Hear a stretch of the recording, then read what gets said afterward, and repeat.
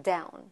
Yasser Arafat does not want peace with the Israelis, and it's time the Palestinians kick him out, choose a new leader, and it's the duty of all Palestinians. I urge all Palestinians worldwide.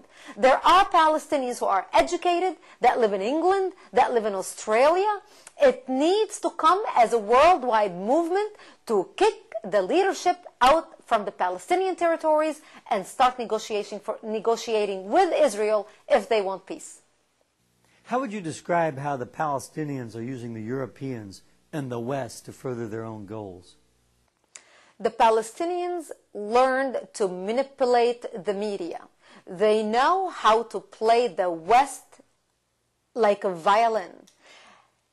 We in the United States, because we have no point of reference to positioning, for example, leaders, military leaders, and cannons amongst civilians in a war state. So when the Israelis, for example, are going after Hamas leaders, those Hamas leaders are changing position every night and every other night, and they are hiding among Palestinian civilians.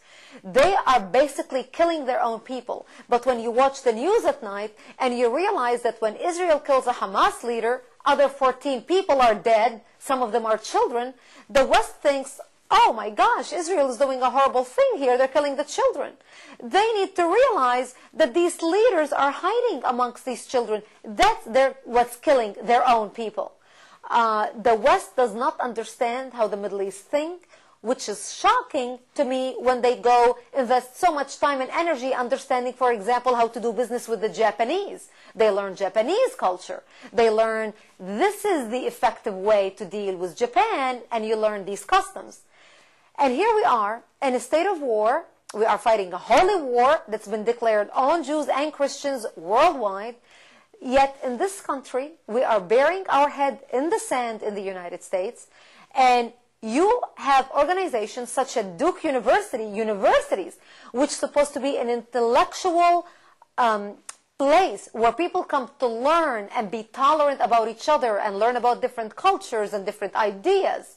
Yet a university like Duke would allow a hate fest, basically, where people can stand up there and spew hate towards the Jews and say, oh, the Jews need to be killed. We feel sorry for the Jews. How can we allow such talk? If I, as an American citizen, get on television or organize a rally at a university campus and say, all gays need to be killed because all gays are terrible and we need to annihilate them, would I survive a day? I'll be thrown in prison. I will be sued. How come we have such double standards towards issues? How come we allow the Palestinians to say, we do not want to condemn violence because it's irrelevant. It's not going to do anything. How can we accept that?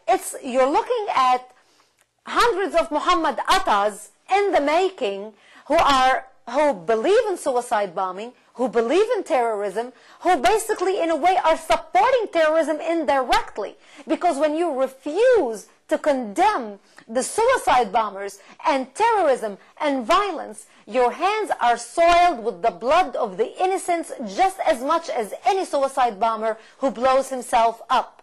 The innocent's blood is on your hand. And this is what people need to realize. These conventions are nothing but a hate fest towards the Jews. Simple. And not only the Jews, also towards America. And we need to wake up. As an American, why do you think the Middle East is an important matter for all Americans? The Middle East should be the utmost important matter to all Americans at this point, especially after 9/11. For the last 20 years, Americans have not paid attention to what's been going on around the world. The terrorist attacks around the world, all the terrorist organizations that we're dealing with today, Hezbollah, Al-Qaeda, Hamas, Islamic Jihad. Where do you think Islamic Jihad came from? Where do you think Hamas came from? To focus only on Al-Qaeda is a fatal error. Al-Qaeda is a transnational organization made up of a merging of different groups together under Al-Qaeda. We have proved that Hamas and Islamic Jihad and Hezbollah have established linkages with Al-Qaeda in the United States. And of all terrorist organizations in the United States, Hamas has the largest American infrastructure. Hamas is not an Israeli problem. Hamas is a United States problem. Hamas is a world problem. What people in American society need to understand, that Hamas and its leaders, the leader that Israel killed, Sheikh Ahmed Yassin, is the guy who wrote the Hamas Charter.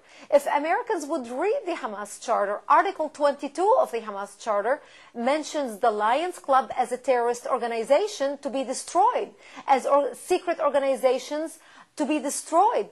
The Lions Clubs, the Rotary Clubs, the Freemasons, the Bnei Brits and the likes, such as the Kiwanis. How many Lion Club members in the United States know they are mentioned in the Hamas Charter?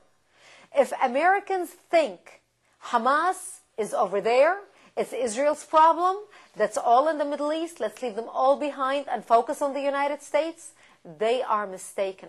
Hamas has chapters in 40 states in the United States. And that's what America needs to wake up and start learning about. Since you've become active speaking out about Israel, what do you think about Jewish opinions towards the Palestinian situation? This is a great question. It saddens me to see the difference between the Jews and the way they handle the Palestinian situation and the Palestinians and how they handle speeches about the Israelis and the Jews. When I was asked to speak at Duke, I was instructed by Hillel, which is the organization that sponsored my speaking, to respect the Palestinians, don't say bad things about the Palestinians, don't say anything derogatory about the Palestinians nor the Muslims, nor their hate teachings, don't point the finger at anyone, just speak about terrorism in general, because we want to create awareness. They actually even have a concert because to keep the mood light.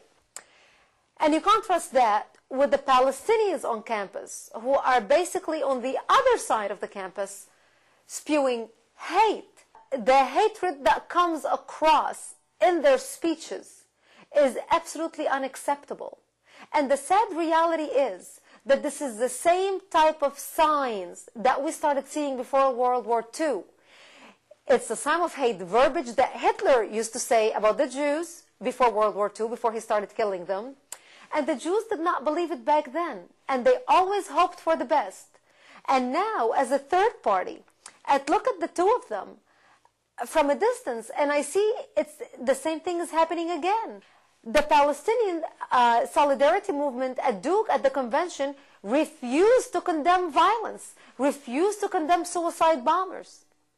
Brigitte, how can people contact you and your organization? And what can the average person do to stop evil from proliferating? People can contact me through American Congress for Truth. The web address is americancongressfortruth.com, or they can call at 757-715-1213. And I look forward to hearing everyone's input and everyone's email about this interview.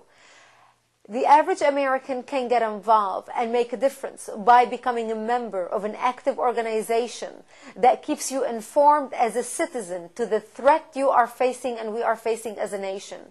American Congress for Truth, our organization, is dedicated to informing the American public. If you log on to the website, and I urge you to become a member, it doesn't cost you anything to become active and be involved. You will be receiving action alerts, emails regarding current situations, and what you can do to make a difference. Thank you very much for being with us. You've shed a lot of light on something that a lot of people do need to be informed about, and I'm sure they have been during this interview today. We look forward to having you back on the web sometime. Thank you very much. Thank you.